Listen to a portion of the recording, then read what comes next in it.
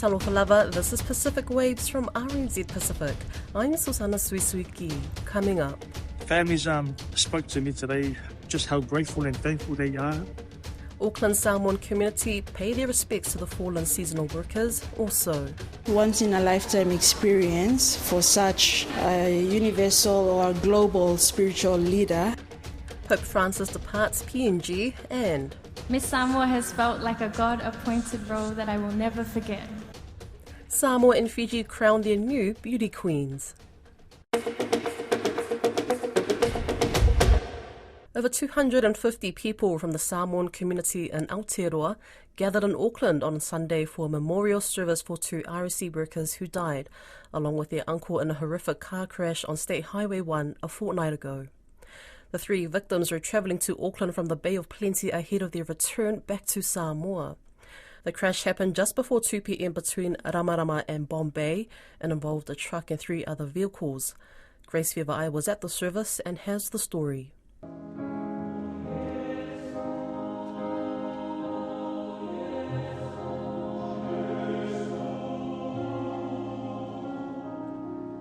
The melodious voices of sopranos, tenors and bass filled the room at Le Mau to Samoa on Sunday as the Samoan community paid their respects at victims of the Ramarama tragedy. Labour's Deputy Leader Carmel Sepuloni, along with Le Maunga Lydia Sorsene, Jenny Salesa and elected representatives of the local government, Tawanu'u Nick Bakulich and Li'amanaya Lorenzo Kaisara, as well as members of the Labour Pacific Caucus, were in attendance. Other dignitaries present included Samoa High Commission's Head of Mission, Afamasanga Whamatala Upu Toleafoa, and the Consul General Afemata Palusalue Fa'apo II, Lemalu. Afamasanga is hopeful the Samoan community's response in dealing with the tragedy will be a learning moment on how to respond in a time of loss in the future. It hasn't happened before. We've stepped in and tried to ensure that, everything is done properly. I really didn't think it was going to be this big. Hopefully it'll set the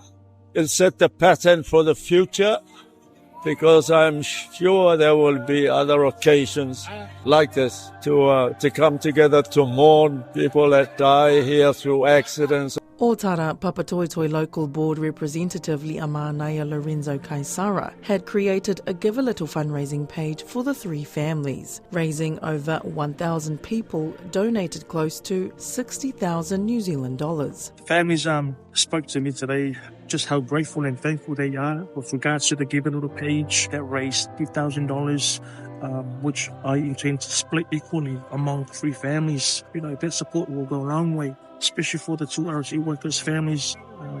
They can't thank you enough. The widow of Leaunga, Jerry Leaunga, expressed gratitude to the community and those abroad who showed their love and support throughout the difficult time for her family. She requested prayers for her and her 4 sons, as one of them accompanied her to take her husband's body back to Samoa, while the other 3 are waiting back home. She also called out to those who spread false information and harmful rumours about the incident online. Please, pray for me and my kids. There are lots of rumors and lots of misunderstanding, and this leads to false accusation spreading on the social media and other platforms. But I will stay strong if you give me your prayers. One of the survivors was present at the service and is in stable condition. The widow of Wili Fa'afo Nu'ulua Fa'afo was also present. They laid the body of Wili Fa'afo to rest on Friday. The bodies of Leaunga, Jerry Leaunga and Ta'avao Kilemete are set to return back to Samoa tomorrow. Pope Francis has left a lasting impression on Papua New Guinea after his 4-day visit. The Holy Father arrived on Friday for a 3-day visit to Papua New Guinea, his second stop on an 11-day apostolic journey to Asia and Oceania. Speaking through a translator, he asked the faithful to keep their hearts open to the world. Muteness of heart that occurs whenever we close in on ourselves through selfishness, indifference, fear of taking risks or putting ourselves on the line. All of this distances us from our brothers and sisters, from ourselves, and from the joy of living. Thousands of people travelled to catch a glimpse of the Pope, including Jacob 10 and 48 Catholics from the Mount Hagen parish. They risked their lives to see the Pope and were stranded on an overloaded dinghy off the coast of the Gulf province. And when we ran out of fuel, it was difficult. The communication was not there. Many of our friends contacted us, but nothing, and all thought that we were all drowned. But eventually, when I went to Karama, I said, Alam, that now we all safe. And even though we ran shortage of money and food, but God provides. And our faith inside of us, saying in Mount Hagen that we all will go to Moresby through this route. The Pope spent the majority of his time in Port Moresby before a short stop in Vanimo. He visited schools, attended Sunday Mass and delivered humanitarian aid to villagers. Caritas school principal Grace Ani says his presence had an impact. An experience, once-in-a-lifetime experience for such a universal or global spiritual leader to come by to Papua New Guinea, especially to Caritas. So in addition to that, his presence contributes to our faith or the values that we learn. Papua New Guinea is one of the 1,126 mission territories of the Catholic Church, whose first missionaries arrived there in 1889. The Pope now heads to Timor-Leste for the third stage of his apostolic journey across Southeast Asia and Oceania. It's beauty pageant season in the Pacific, and Samoa and Fiji are the latest countries to crown their queens. Litara Yeremia Allen is the new Miss Samoa, and Melania Tora is Fiji's Miss Hibiscus. Grace Viva-Ai has more.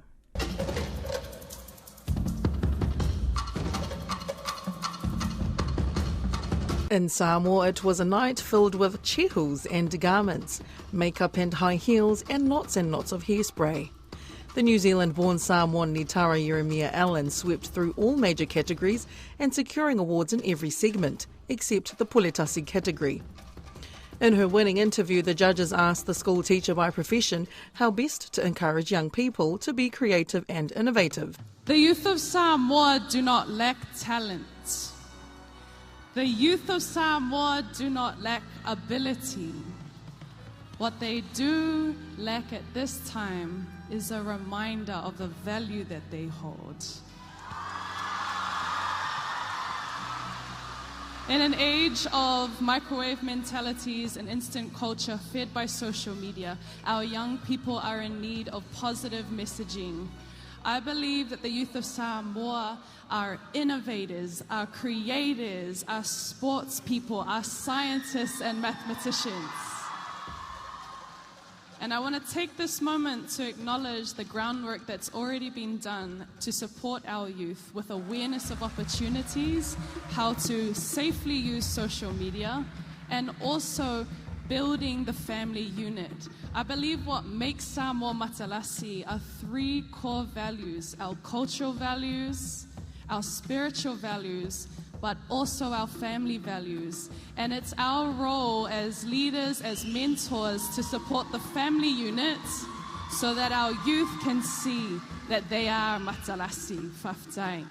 In handing over her crown, the former Miss Samoa Moemoana Sawhatoa Schwenke expressed her deep gratitude to the people of Samoa and the entire Pacific for their unwavering support and trust in her. My dear Samoa, these are the tears I shed today, tears of love, farewell and prayer. I hope these tears travel to God when words cannot express the depth of my gratitude, and I pray that they travel through time, touching the hearts of our ancestors and igniting the souls of our future generations. I, Moemoana Sawhatoa Schwenke, stand before you today in my final moments as your Miss Samoa with nothing but love in my heart. Miss Samoa has felt like a God-appointed role that I will never forget. The love and grace you have all shown and gifted me, I can never fully repay, but I promise for the rest of my life, I will live to serve you, Samoa. God has been my foundation, our culture has been the compass, and our people have been the guide. And every step of the journey has been grounded in prayer and spiritual guidance, and for that, I give all glory to God. Miss Schwanke holds one more crown and is also geared up to pass on the Miss Pacific Islands title at the upcoming Miss Pacific Islands pageant in the Solomon Islands next year. In Fiji, the crown for Miss Hibiscus 2024 was taken out by Melania Toda. She says that providing safe spaces for people to talk and share about their issues is a great platform. The 24-year-old says she also wants to be the voice of the voiceless. In her winning speech, she thanked all those who made it possible. First of all, I'd like to thank the Lord for this victory and all goes to Him. I thank you to all of you for coming out here. I have this title to serve you, so thank you so much for believing in me. My fellow sisters, the Prime Minister, Miss Jessica, thank you so much for all that you've done. I'm so honoured and I'd love to continue serving our nation with this title. The next stop for Miss Thora and Miss Jeremiah Allen will be to join their counterparts from other Pacific Islands and Solomon Islands to compete for the Miss Pacific pageant crown, currently held by Samoa's Moemoana Safa To'ashwanki. Some of the other queens that have already been declared include Tonga's Miss Heilala Rachel Guttenbiel, Miss American Samoa Poliana Felice Vitale, Miss Solomon Islands Elsie Polosovai and Miss Kiribati Kimberly Aromata. Still in the world of beauty pageants, a judge in this year's Miss Universe Fiji says the controversy around the winner has stolen what should have been an epic moment for the country. Fiji hasn't had a Miss Universe contestant in over 40 years, and the crowning of the winner, Manshika Prasad, last week was a fairy tale moment for the young woman and the island nation. But this all came crashing down after the event licence holder temporarily stripped her of her title, claiming they had a deciding vote in the competition. Miss Prasad's crown has been restored by Miss Universe International, but the competition has been sullied with racial comments and allegations the runner-up had close links to the licensee. One of the 7 judges, Melissa White, says the controversy has robbed the winner and Fiji of an historic moment. She spoke with Midday Report's Charlotte Cook. Well, it's a really long story, so I'll try to make it as short as possible. But I have no ties to the pageantry world. I was actually brought in as kind of an environmental and charity group for the pageant. So that was kind of my involvement, and I got asked to be a judge that way. And, so this was, again, all new to me, but, it was a lot of fun. All the girls were just absolutely lovely. I really enjoyed getting to know all of them and being a part of it. And, we were given a criteria of what we're judging on, and it came down to the night, and there was kind of, a clear top few girls that we were really focusing on. And so the night of the crowning, each judge had, their own vote. We wrote down our top 3. There was 7 judges that were on the website, 7 judges that were present, 7 judges that, we were all aware we were the only judges. And so when the votes were counted the night of the event, there was 4-3. So the Manshika Prasad had the 4 votes against the 3 and was given the crown as the clear winner. And 2 days later, we were told that the crown had been taken from her and that all of a sudden there was an 8th judge who was the licensee of the holder for the Miss Universe Fiji. Now, they all of a sudden were an 8th judge. They weren't present, but they already had a representative that was there that was a judge. So we were just very confused how they could all of a sudden add an 8th judge, which made it an even number of judges, which you don't normally have. And they voted for the other girl, Nadine Roberts, which then they said made it a tie and that they were the deciding factor and they chose Nadine. So that was all very strange to all of us judges because something fishy there. Oh, yeah, that was just a bit unheard of that there was an absentee judge all of a sudden. And now all of a sudden there was a tie. They were the tiebreaker and this other girl wins and they took the crown away from the girl who won fairly that night.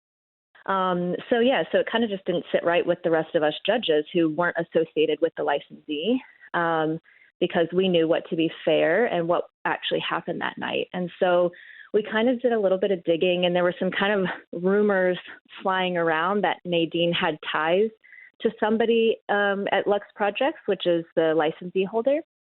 And so that just didn't seem right to us, that somehow she had ties and then she was now all of a sudden the winner. So we kind of just did a little bit of digging, and we've been, we kind of had heard of the name Jamie thrown around. And so I kind of just did some Googling and found that there was this gentleman named Jamie McIntyre who had kind of was associated with Lux in some way, but he also just happened to be the husband of Nadine Roberts.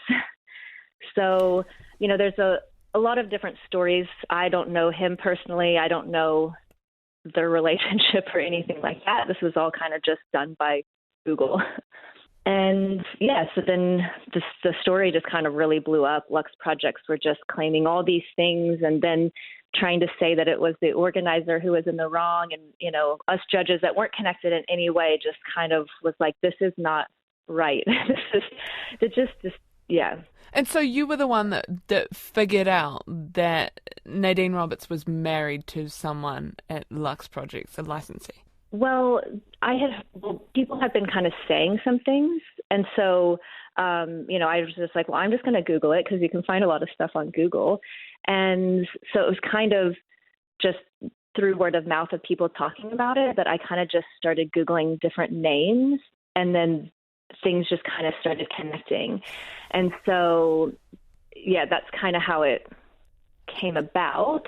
But that wasn't really I don't think that was the real story. The real story, that wasn't really the bad part. The bad part was that they added an 8th judge that nobody was aware of. And that was the part that I don't think was right, is that they added this 8th judge to then make it a tie and make their own decision. So, and the only reason that I guess we thought they would do that is because Nadine had ties to Lux Projects. And again, this is all speculation, but I believe that they wanted her to be the winner, and that is why they all of a sudden came up with this 8th judge. And so was the 8th judge actually Nadine's husband? No, they said it was the actual owner of Lux Projects, which I'm not exactly sure who that person is.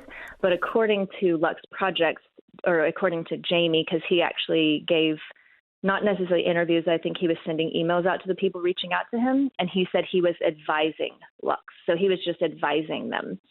So to me, that's kind of, that's in their ear. I don't know. And so, that was kind of my understanding, was that he was just advising them. So he was giving them advice, which again didn't seem right because he had a direct tie to one of the contestants. That's Pacific Waves for today. For all episodes, head over to rnz.co.nz/Pacific. We're also on Spotify, Apple and iHeartRadio. From myself and the RNZ Pacific team, tō whā, sui fua.